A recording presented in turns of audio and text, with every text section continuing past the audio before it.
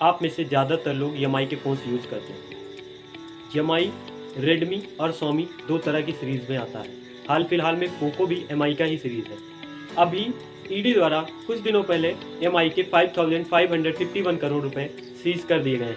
आइए आज इस वीडियो के माध्यम से समझने की कोशिश करते हैं कि ऐसा ईडी द्वारा क्यों किया गया, क्या वास्तव में एम.आई कोई फ्रॉड कर रही थी।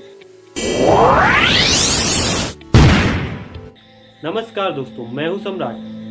29 अप्रैल 2022 इस दिन ईडी द्वारा एम.आई के 5,551.27 करोड़ रुपए होल्ड कर दिए जाते हैं। According to ED, it violates the foreign exchange law. ED का दावा है कि एम.आई इंडिया, जो कि 2014 में एम.आई इंडिया के नाम से इंडिया में इस्टेब्लिश हुई थी, उसने 2015 से ही न कि सिर्फ फॉरेन में इनलीगल तरीके से पैसे सेंड किए, बल्कि उसने लाखों के इन्वेस्टमेंट भी फॉरेन में किए हैं। ईडी ने 29 अप्रैल को समन्स जारी किया और एम.आई फॉर्मर इंडिया के चीफ डायरेक्टर मनु कुमार जैन को इस इन्वेस्टिगेशन में ज्वाइन करने को कहा।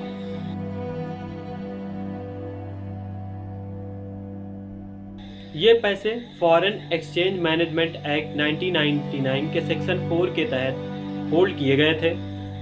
Foreign exchange management act 1999 Bharat के ट्रेड्स, पेमेंट्स और फॉरेन एक्सचेंज के लॉज को डिसाइड करता है।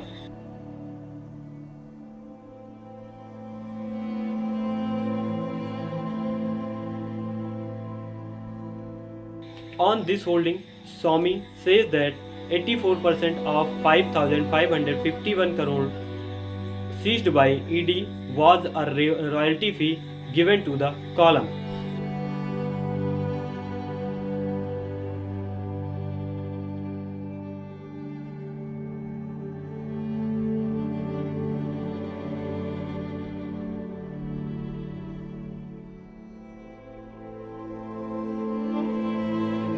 What is royalty fee?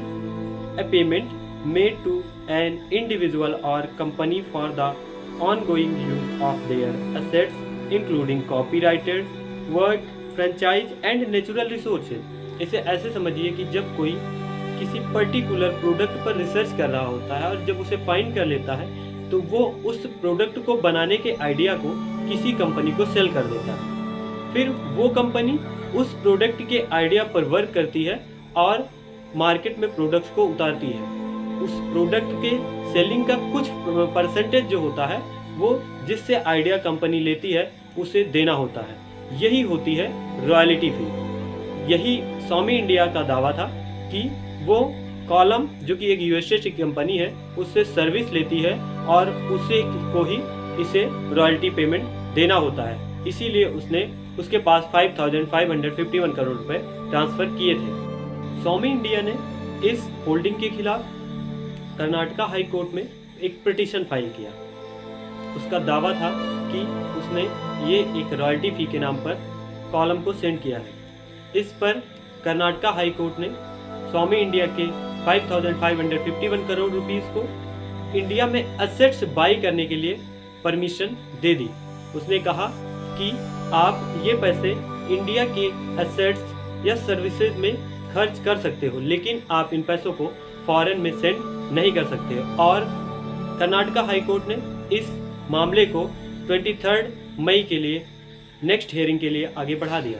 10 जून को Xiaomi इंडिया के लॉयर ने यह आर्ग्यू किया कि जो भी ट्रांजैक्शन किए गए हैं वो फेमा के सेक्शन 37A के रूल्स को फॉलो करते हुए किए गए हैं, किंतु उनके पास इस ट्रांजैक्शन या फिर इस एक्सचेंज को लेकर कोई भी लीगल प्रूफ नहीं थे। इसी वजह से कर्नाटका हाई कोर्ट ने Xiaomi इंडिया को एक कॉम्प्लीमेंट अथॉरिटी को हायर करने को कहा और साथ ही उस कॉम्प्लीमेंट अथॉरिटी को 60 डेज के अंदर रिजल्ट देने के लिए कहा गया।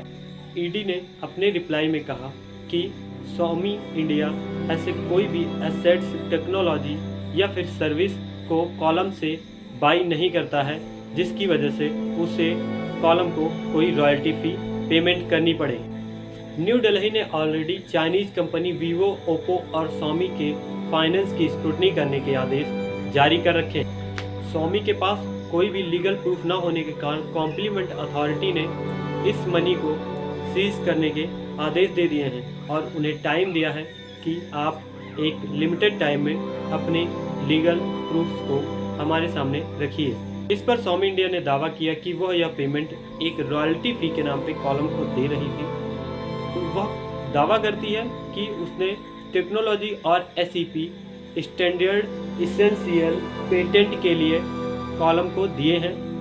उसने यह भी कहा कि वो इस पर कार्य कर रही है और जल्द ही इस प्रॉब्लम को सॉल्व करने के लिए अपना पूरा प्रयास करेगी। ये पैसे 30 सितंबर 2022 को ED द्वारा सीज किए गए थे। इस मामले को लगभग 5 मंथ हो चुके हैं। आप स्वयं विचार कीजिए कि यदि MI के पास इस पेमेंट को लेकर कोई भी लीगल प्रूफ होता जो कि ये प्रूफ करता कि ये पैसे सर्विस और टेक्नोलॉजी बाई करने की वजह से एक रॉयल्टी फी के नाम पर कॉलम को दिए गए हैं, तो वो ये प्रूफ कॉम्प्लीमेंट अथॉरिटी के सामने क्यों नहीं रखता। इससे ये साफ होता है कि उसने ऐसा ज़रूर कुछ किया है जिसकी वजह से अथॉरिटी ने उसके पैसे सीज किए हैं। तो उम्मीद करते हैं दोस्तों आज का वीडियो आपको इन्फॉर्मेटिव लगा होगा। वीडियो इन्फॉर्मेटिव लगा है तो वीडियो को लाइक कीजिए, चैनल को सब्सक्राइब कीजिए। ऐसे ही अमेजिंग फैक्ट्स और न्यूज़ एनालिसिस के वीडियोस आपको मिलते रहेंगे। धन्यवाद।